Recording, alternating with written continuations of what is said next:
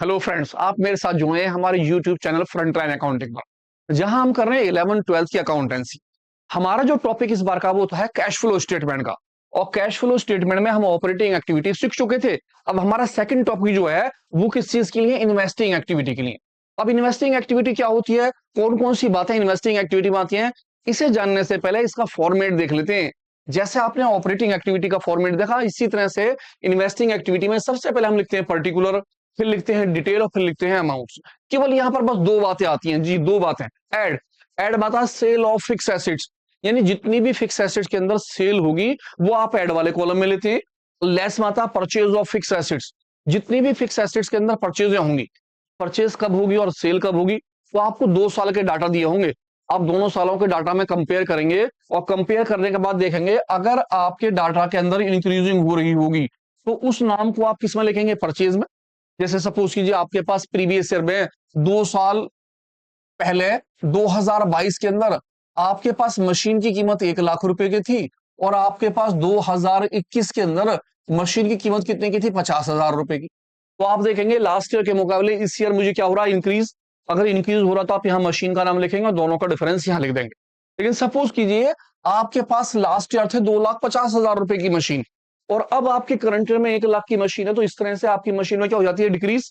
अगर डिक्रीजिंग हो रही होगी, तो आप सेल में नाम लिखेंगे मशीन का नाम और दोनों का डिफरेंस यहाँ, बस ये चीज। तो देखते हैं ऐसे कौन कौन सी बातें हैं जो फॉर्मेट के साथ साथ हमारे इस चीजों में आएंगी।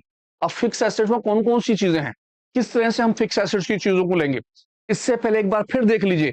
इन्वेस्टिंग एक्टिविटी में केवल 2 point. Sale of fix assets, अगर एसेट्स में डिक्रीजिंग होगी तो। परचेज ऑफ फिक्स एसेट्स, अगर एसेट्स में क्या होगी? इंक्रीजिंग होगी तो। अब देखते हैं इन्वेस्टिंग एक्टिविटी में आता क्या क्या चीज है। सबसे पहले इन्वेस्टिंग एक्टिविटी में आते हैं फिक्स एसेट्स। फिक्स एसेट्स का मतलब हो गया प्रॉपर्टी, प्लांट एंड इक्विपमेंट्स। कौन कौन सी चीजें होती हैं? जैसे कि टेंजिबल एसेट्स हो गई, building, plant, furniture, land, machine, investment, ये सारे की सारी टेंजिबल एसेट्स, जितनी भी टेंजिबल एसेट्स होती हैं, अगर इनमें से किसी के अंदर भी इंक्रीजिंग होती है तो आप उसे लिखते हैं परचेज के अंदर, आप परचेज में लिख देते हो। लेकिन अगर इनमें से किसी में भी क्या होती है? डिक्रीज, तो आप उसे किस में लिख देते हैं? सेल्स। इंक्रीजिंग डिक्रीजिंग का मतलब है आपके पास 2 साल के डाटा होंगे, आप प्रीवियस ईयर के डाटा से करंट ईयर के डाटा में कंपेयर करेंगे। अगर करंट ईयर के डाटा की वजह से आपकी चीज इंक्रीज होती है तो आप किस में लिख देंगे? परचेज में, दोनों का डिफरेंस खाली। लेकिन अगर डिक्रीज होगी तो किस में लिख देंगे? सेल में। कौन सी बातें हैं? Tangible acids. टेंजेबल एसिड्स कौन सी हो गई? Building, plant, furniture, land, machinery, ये सारी की सारी बातें। इसी के साथ साथ इसमें इंटेंजेबल एसिड्स भी आती है। अब इंटेंजेबल एसिड्स कौन सी हो जाती हैं? ऐसी एसिड्स जिन्हें हम टच नहीं कर सकते, छू नहीं सकते, केवल महसूस कर सकते हैं, जैसे कि गुडविल, पेटेंट, कॉपीराइट्स और भी बहुत सारी चीजें, जितनी भी चीज एसिड्स होंगी।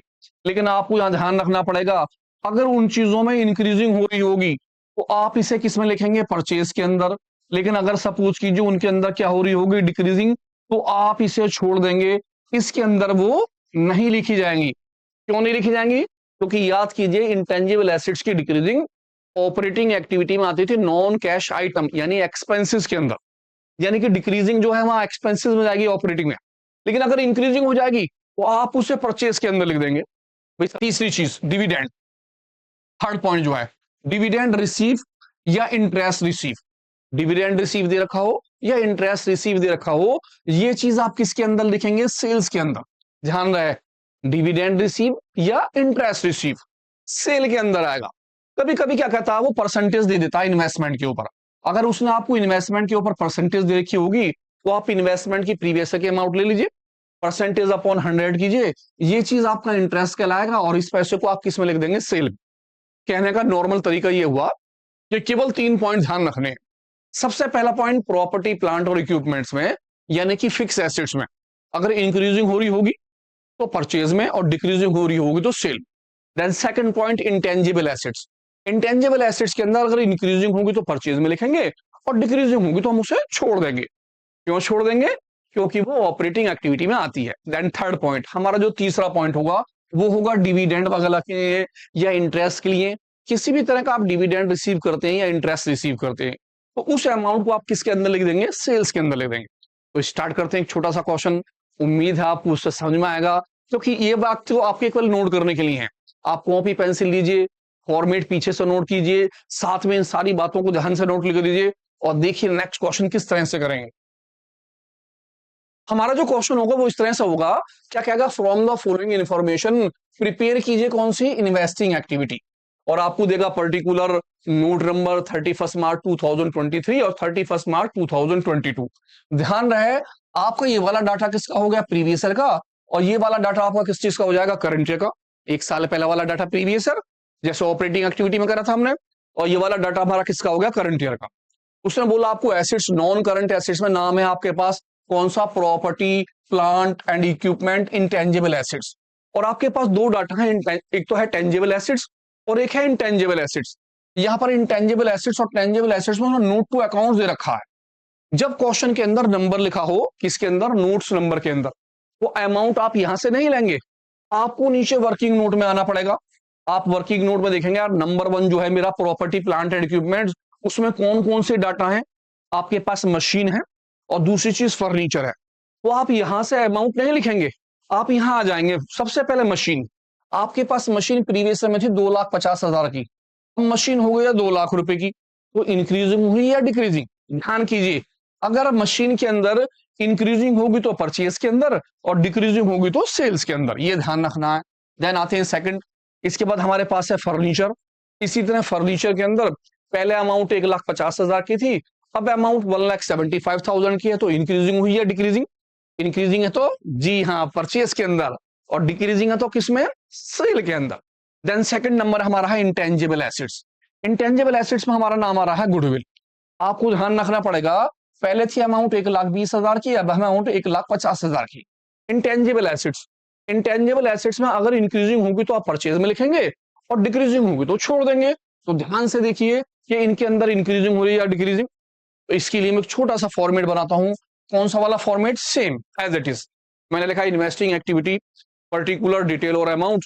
आगे सेल ऑफ फिक्स एसेट्स, ध्यान रखना है अगर कोई भी डिक्रीजिंग होगी तो यहां लिखेंगे। देन आ गया परचेज ऑफ फिक्स एसेट्स, किसी भी तरह की अगर इंक्रीजिंग होगी तो यहां आएगी, किस चीज की, इंटेंजिबल और टेंजिबल दोनों की। और लास्ट में लिख देंगे cash flow from investing activity, जो आंसर आएगा। लेट स्टार्ट, देखते हैं क्वेश्चन किस तरह से करना है। मैं आ जाता हूं दोबारा से, मैंने फटाफट क्वेश्चन यहां ले लिया है, और मैं डिटेल दे रहा हूं प्रॉपर्टी प्लांट एंड इक्विपमेंट का, नंबर 1 का। मेरे पास मशीन है, मेरे पास मशीन थी 2,50,000 की, अब मशीन है 2 लाख रुपए की। इसका मतलब हुआ मशीन के अंदर डिक्रीजिंग हो गई। अगर मेरी डिक्रीजिंग है तो मैं कहां लिखूंगा, सेल के अंदर। अगर मेरी इंक्रीजिंग होगी तो मैं कहां लिखूंगा, परचेज के अंदर। तो पहले 2.5 लाख थे, अब हो गए 2 लाख। मशीन के अंदर डिक्रीजिंग हो गई, मैंने नाम लिखा मशीनरी, मशीनरी। और दोनों का जो डिफरेंस आया मेरा, वो कितना आ गया, 50,000। मैंने 50,000 रुपए यहां रख दिए। मैं सेकंड नंबर पे आया फर्नीचर पर। फर्नीचर पहले था 1,50,000 का, अब हो गया 1,75,000 का। 25,000 की इंक्रीजिंग हो गई। इंक्रीजिंग कहां जाएगी, परचेज के अंदर। मैंने नाम लिखा फर्नीचर, फर्नीचर की अमाउंट, और दोनों का डिफरेंस ले लिया। दोनों का डिफरेंस कितना आ गया मेरा, 25,000, 25,000 रुपए मैंने लिख दिए। अब मैं आ गया नंबर 2, इंटेंजिबल एसेट्स पे। नंबर 2 पे मेरी कौन सी है, इंटेंजिबल एसेट्स, गुडविल। ध्यान रहे अगर इंक्रीजिंग है तो लेंगे, और डिक्रीजिंग है तो छोड़ देंगे।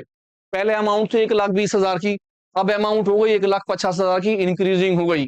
इंक्रीजिंग है तो मैं किस में लिखूंगा, परचेज के अंदर। मैंने नाम लिखा गुडविल का, और गुडविल का नाम लिखने के बाद दोनों का डिफरेंस 30,000 रुपीज यहां ले लिया, 30,000 रुपए मेरे यहां आ गए। चीज खत्म हो गई। टोटल कर लेंगे, लेकिन उससे पहले हम देखेंगे जो हमारे लेस वाले डाटा हैं, सब उन डाटाओं को ब्रैकेट में लिख लेंगे जो भी माइनस के होंगे, और ऊपर वाले जो प्लस के डाटा है उन्हें बाहर ले लेंगे, 50,000 रुपए बाहर आ। और इन दोनों को ऐड कर लेंगे, 30,000 और 25,000 मेरे हो गए 55,000 रुपए किस चीज के, माइनस के। मैंने से माइनस को बंद कर दिया और आंसर निकाल रहा हूं। 50,000 से 55,000 को माइनस कर लेंगे आप, और आपका आंसर किस चीज का आएगा, माइनस के 5,000। आप जानते हैं कि माइनस वाली चीज को हम ब्रैकेट में दिखाते हैं। खत्म, इतना छोटा सा क्वेश्चन है, कुछ भी नहीं करना, बस आपको ध्यान ये रखना है कि अगर किसी भी फिक्स एसेट्स में इंक्रीजिंग है तो परचेज में, डिक्रीजिंग है तो सेल में। टेंजिबल एसेट्स, साथ में ध्यान रखना कि इंटेंजिबल एसेट्स में इंक्रीजिंग है तो लेंगे, डिक्रीजिंग है तो छोड़ देंगे। ध्यान से देखिए, शॉर्ट स्क्रीनशॉट ले लीजिए। एक क्वेश्चन फिर करता हूं आपके लिए, दूसरा क्वेश्चन देखिए। क्या कहता है इस क्वेश्चन में, कहता from the following information prepare कीजिए इन्वेस्टिंग एक्टिविटी। आपके पास डाटा है 2023 के और 2022 के। कहता प्रॉपर्टी प्लांट एंड इक्विपमेंट में सबसे पहले हमारे पास टेंजेबल एसेट्स में नाम है और दूसरी हमारा है इंटेंजेबल एसेट्स। लेकिन यहां पर दिया है सर नंबर 1। जब नंबर 1 दे रखा हो तो मैं कहां से देखूंगा, नोट टू अकाउंट से। मैंने फटाफट देखा नंबर 1 और नंबर 1 में मेरे पास नाम है machinery. Last year amount 1 lakh की थी, अब अमाउंट 2,50,000 की है, तो क्या देखूंगा, इंक्रीजिंग परचेज में और डिक्रीजिंग सेल में। देन सेकंड नंबर 2 है, मैं 2 वाले नंबर को यहां से देखूंगा इंटेंजिबल एसेट्स में। इंटेंजिबल एसेट्स में गुडविल नाम है, पहले अमाउंट 1,20,000 की और अमाउंट 75,000 की। याद है, इंक्रीजिंग है तो परचेज में और डिक्रीजिंग है तो, जी हाँ, छोड़ देंगे। तो बनाते हैं पहले मुझे इन्वेस्टमेंट। जब मुझे इन्वेस्टमेंट दिया होगा तो इन्वेस्टमेंट में ऐसे लिखूंगा, फिक्स एसेट में इंक्रीजिंग है तो परचेज, डिक्रीजिंग है तो सेल। लेकिन मैं ध्यान रखूंगा मेरे पास क्या दे रखी है, परसेंटेज। जब मुझे परसेंटेज दी हो तो क्या करूंगा, परसेंट। और आप ये 10% अमाउंट जो लगाएंगे किस पर लगाएंगे, प्रीवियस ईयर पर, 1 साल पहले वाली अमाउंट पर। आप देखेंगे कि 1 साल पहले कितने पैसे थे, 1 लाख रुपए, तो हम निकालेंगे इंटरेस्ट। जब आप इंटरेस्ट निकालेंगे तो प्रीवियस ईयर की अमाउंट मल्टीप्लाई परसेंटेज अपॉन 100 ले लेंगे। आपकी प्रीवियस ईयर की अमाउंट है 1 लाख रुपए की और 1 लाख का कितना परसेंट, 10% आप निकाल लेंगे। जब आप 10% निकालेंगे तो आपका जो इंटरेस्ट होगा वो कितना हो जाएगा, 10,000। इसका मतलब है 10% इंटरेस्ट जो निकल कर आया वो निकल के आया 10,000 रुपए का। नेक्स्ट क्वेश्चन क्या है, क्या कहता है इस क्वेश्चन में, कहता है from the following information prepare कीजिए इन्वेस्टिंग एक्टिविटी। 2023 और 2022 के डाटा हैं और कहता प्रॉपर्टी प्लांट एंड इक्विपमेंट और इंटेंजेबल एसेट्स। इसमें टेंजेबल एसेट्स यानी कि मशीन जो है वो कितने की है, 4,50,000 की और 2 लाख रुपए की। साथ में नीचे उसने एडिशनल इंफॉर्मेशन दे दी आपको। क्या कहता है एडिशनल इंफॉर्मेशन में, कहता डेप्रीशिएशन चार्ज करना मशीन के ऊपर 35,000 रुपए का। अब अगर एडजस्टमेंट आ जाती है किसी भी एसेट्स के ऊपर तो आप दोनों का डिफरेंस नहीं लिखते हैं। जैसे अभी हमने पीछे देखा, नॉर्मल क्वेश्चन था, नीचे हमने नोट टू अकाउंट से अमाउंट देखा। अगर एक एसेट से तो एक लिख देंगे, 2 एसेट से तो दोनों। आप दोनों का डिफरेंस लिखते हैं, इंक्रीजिंग हो तो परचेज, डिक्रीजिंग हो तो सेल। लेकिन सपोज कीजिए उस मशीन के ऊपर किसी भी तरह का कोई आ जाता है, क्या चीज, डेप्रीशिएशन या कोई भी बात आ जाती है, तब आपको उसके अकाउंट्स मेंटेन करने पड़ते हैं। सबसे पहले आप क्या बना के रखते हैं, फॉर्मेट। आपने फॉर्मेट बनाया, आपने फॉर्मेट लिखा sale of fix assets, purchase of fix assets. जब इसे बना लेंगे तो इसी के साथ साथ एक छोटा सा अकाउंट्स बनाएंगे। अब अकाउंट्स किस तरह से बनाएंगे, क्या होगा उस अकाउंट्स के लिए, तो मैंने सबसे पहले मेंटेन करा छोटा सा अकाउंट्स, हम इसे बोलेंगे मशीन अकाउंट। आप 11th क्लास में थे और 11th क्लास में आप मशीन अकाउंट्स मेंटेन करते थे। याद कीजिए 11th क्लास डेप्रीशिएशन का चैप्टर, बिल्कुल वही चीज है। आपका जो डेप्रीशिएशन है आप इस अकाउंट्स में इसे क्या करेंगे, मेंटेन। सबसे पहले आप लिखेंगे डेबिट साइड में पर्टिकुलर अमाउंट और फिर क्रेडिट साइड में लिख देंगे आप पर्टिकुलर अमाउंट। और सबसे पहले डेबिट साइड में आप यहां लिखेंगे बैलेंस, लिखेंगे टू बैलेंस बीडी, क्योंकि जितनी भी एसेट्स होती हैं सबके बैलेंस डेबिट होते हैं। इसका मतलब हुआ कि आप प्रीवियस ईयर का जो बैलेंस होगा उसे यहां लिख देंगे और यहां पर लिखेंगे बाय बैलेंस सीडी, और जो करंट ईयर का बैलेंस होगा वो आपका यहां पर आ जाएगा। तो आप देखेंगे पहले डाटा आपके पास 2022 है, 2023 है। इसका मतलब है 2022 जो है वो प्रीवियस ईयर है और 2023 जो है वो क्या है, करंट ईयर। तो आप प्रीवियस ईयर के 2 लाख रुपए उठा के यहां लग देंगे पहले।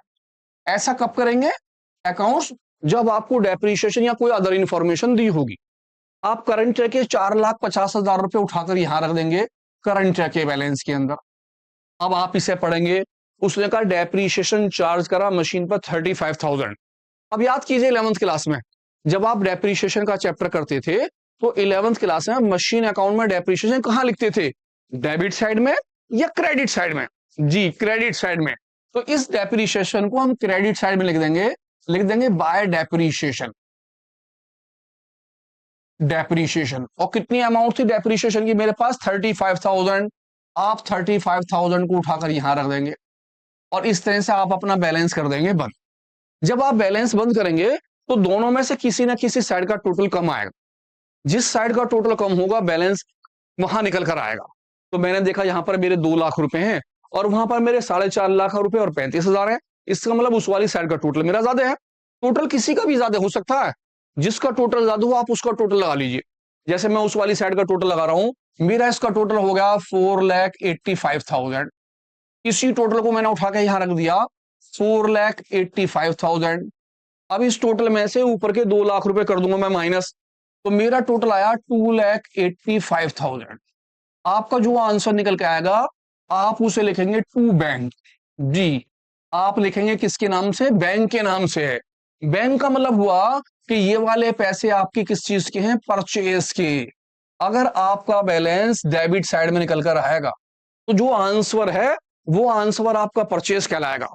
अब आप कहेंगे भैया अगर क्रेडिट साइड में आया तो? जी, अगर क्रेडिट साइड में आया तब भी हम यहां आंसर लिखेंगे बाय बैंक, और जब हम लिखेंगे बाय बैंक तो उसका आंसर यहां परचेज है, तो वहां किसके नाम से है? सेल के नाम से है। और परचेज की अमाउंट परचेज में और सेल की अमाउंट किस में लिखेंगे? सेल्स में। अब आप सबसे पहले ये क्लियर कर लेंगे कि मेरा दोनों में से टोटल कौन सा ज्यादा है। मेरा टोटल वो ज्यादा था, मैंने दोनों को नीचे ऐड करा, इसी पैसे को यहां करा, ऊपर वाले माइनस करे, जो मेरा आंसर निकल के आया वो आंसर मेरा लिखा जाएगा किसके नाम से? परचेज के नाम से।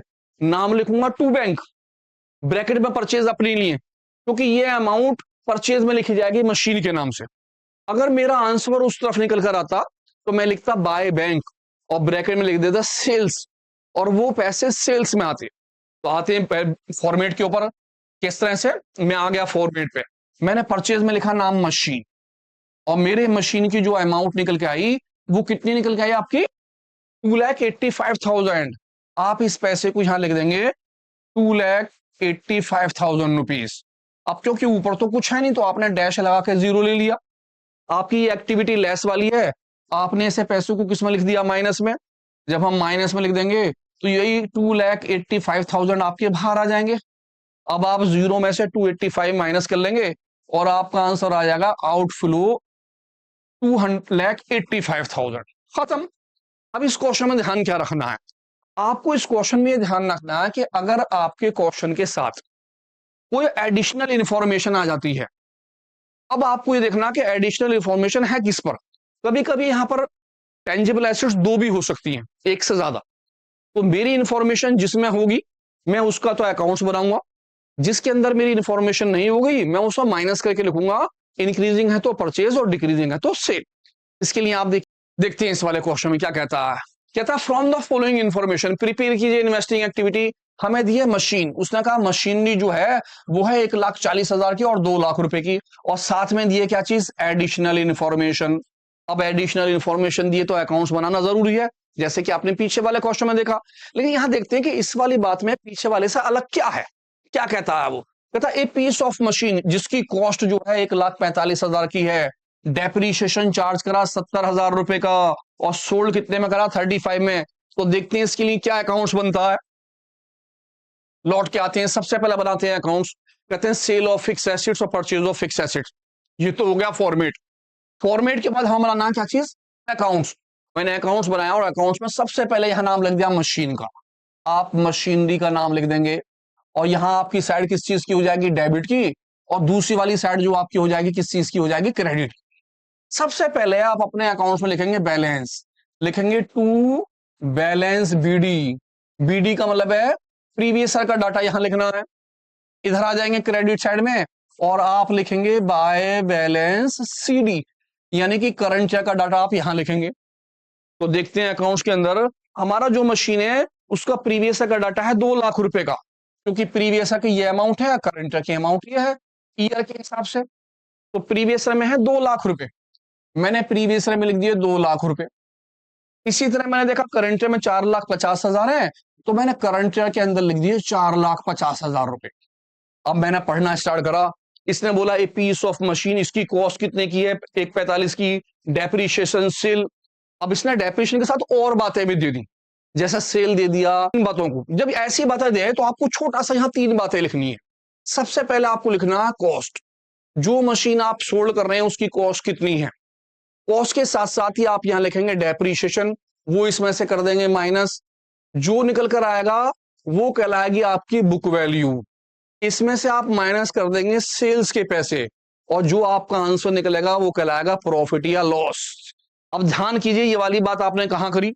ये सारी की सारी बात आपने करी थी 11th क्लास के चैप्टर के लास्ट में, जब सबसे लास्ट का टॉपिक आपका था तीसरा वाला, जब आप मशीन का तीसरा अकाउंट्स बनाते थे तो उस मशीन अकाउंट्स में ये सारी बातें लिखते थे। तो यहां से मैंने लिखना चालू करा, मेरी कॉस्ट जो है कितने की, 1,45,000 की। मैंने सबसे पहले यहां लिख दिया 1,45,000 की कॉस्ट।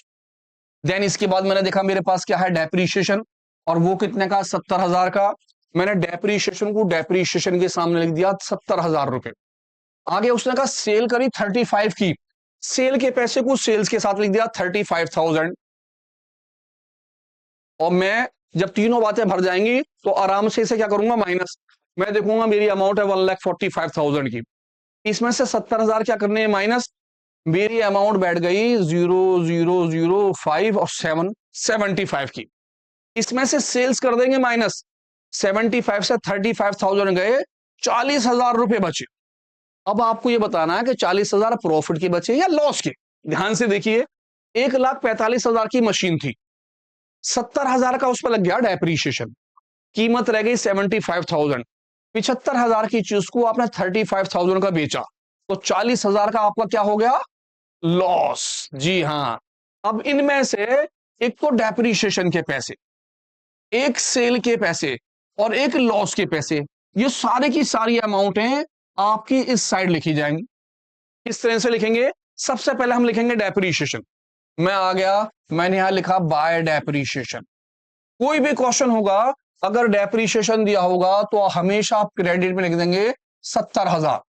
देन सेकंड नंबर पे सेल की अमाउंट आप लिखेंगे बाय बैंक के नाम से, बाय बैंक, ब्रैकेट में आप लिख लेंगे सेल्स, और कितनी अमाउंट है, 35,000 रुपीज। देन तीसरे नंबर पे लॉस, आप यहां लिखेंगे लॉस की अमाउंट को ले लेंगे, और लॉस आपका कितने का, 40,000। आप यहां लिख देंगे लॉस ऑन सेल, आपको बेचने पे कितने का लॉस हुआ। तो ध्यान रहे, अगर खाली डेप्रीशिएशन दिया होगा तो आप खाली डेप्रीशिएशन वहां लिख देंगे, लेकिन अगर डेप्रीशिएशन के साथ और भी बातें हैं तो आपको ये पूरा का पूरा बनाना पड़ेगा। आप इन सभी बातों को लिखेंगे। सबसे पहले किस चीज को लिखेंगे, कॉस्ट को, जितनी कॉस्ट होगी उस पैसे को लिख देंगे। कॉस्ट के बाद आप लिखेंगे डेप्रीशिएशन, पैसे को माइनस कर लेंगे, आपकी जो अमाउंट आएगी वो बोली जाएगी बुक वैल्यू। इसमें से सेल्स कर देंगे माइनस, और आपका आंसर प्रॉफिट निकलेगा या लॉस। अगर वो चीज ज्यादा की बिकी है तो प्रॉफिट, कम की बिकी है तो लॉस। इसके अंदर से तीनों के तीनों point, number 1 depreciation, number 2 sale, और नंबर 3 लॉस, ये तीनों के तीनों पॉइंट आपके यहां जाएंगे। सबसे पहले आप डेप्रीशिएशन लिखेंगे, फिर लिखेंगे सेल्स, और फिर लिखेंगे लॉस। जब आप वो सारी बातें लिख देंगे तब आप बैलेंस निकालेंगे। बैलेंस में देखेंगे दोनों साइड में कौन सा आपका बैलेंस ज्यादा है। मेरा वो बैलेंस ज्यादा था, मैंने इस बैलेंस को करा, मेरा टोटल निकल के आया कितने का, 0,0,0,5, 5 और 4 9 और 5, यही अमाउंट आ गया 5,95,000। और इसमें से मैं 2 लाख रुपए को माइनस कर दूंगा, मेरा आंसर लिख रहा 3,95,000। अब आपका जो आंसर निकल के आएगा आप उसे लिखेंगे टू बैंक, और ये बैंक जो है आपका क्या कहलाएगा, परचेस। ये परचेस के नाम से आपका क्या आ गया, आंसर। जी हां। अब ध्यान देखिए, अगर खाली डेप्रीशिएशन था तो हमने डेप्रीशिएशन बाय में लिख दिया और बैलेंस निकाल दिया। बैलेंस टू में भी आ सकता है और बैलेंस बाय में भी आ सकता है। अगर टू में निकलेगा तो सेल, और बाय में निकलेगा तो परचेस नहीं। अगर टू में निकलेगा तो परचेस, और बाय में निकलेगा तो सेल। इसी तरह से अगर उसने और इंफॉर्मेशन दे रखी होगी तो आपको ये तीनों बातें लिखनी होंगी। इस तीनों में से तीनों बातें आप लिख देंगे और बैलेंस निकाल देंगे। बैलेंस निकालने के बाद आपका जो आंसर निकलेगा वो परचेस कहलाएगा। अब इस परचेज में से जो आपकी अमाउंट जाएंगी अकाउंट्स में कौन कौन सी जाएंगी, तो हमारे जो परचेज की अमाउंट आई है कितने की, 3,95,000, वो आप किसके अंदर लिख देंगे, परचेज के अंदर आ जाएंगे। हमारे बैंक के नाम से सेल्स की अमाउंट आई है कितने की, 35,000, वो हम मशीन के नाम से किसमें लिख देंगे, सेल्स के अंदर। तो भरते हैं अपने फॉर्मेट के अंदर, और आते हैं सबसे पहले सेल्स। सेल्स के पैसे भरते हैं मशीन के नाम से, आपने नाम लिखा मशीनरी, और मशीन की अमाउंट जो थी हमारी कितनी की थी, वो 35,000 की, हमने 35,000 यहां लिख दिए। परचेस के पैसे जो थे हमने लिखे मशीन के नाम से, और हमारी जो मशीन है वो कितने की है, 3,90,000, वो हमने किस में भर दी, यानी कि आपकी अकाउंट से परचेज की अमाउंट 3,95,000 और मशीन के नाम से परचेज में आ गई। और जो सेल की अमाउंट थी जो आपने टू बैंक बाय बैंक के नाम से निकाली थी 35,000, वो आपके अंदर किस में आ गए, सेल्स के अंदर। क्योंकि ये लेस की एक्टिविटी है इसलिए 3,95,000 को मैंने ब्रैकेट में कर दिया और बाहर निकाला 35,000। 35,000 से 3,95,000 को हमने क्या कर दिया माइनस। मेरा जो आंसर निकल कर आया वो 3,95,000 से 35,000 माइनस करने के बाद निकला, और हमारा जो आंसर निकल के आया वो आया 3,60,000। क्योंकि माइनस वाली एक्टिविटी के ज्यादा पैसे थे, इसलिए हमारा आंसर किस चीज में निकला, माइनस में। और जब माइनस मांगा तो हम उसे क्या बोलेंगे, आउटफ्लो, यानी कि net cash outflow from investing activity. और आपका आंसर हो गया 3,60,000 रुपए।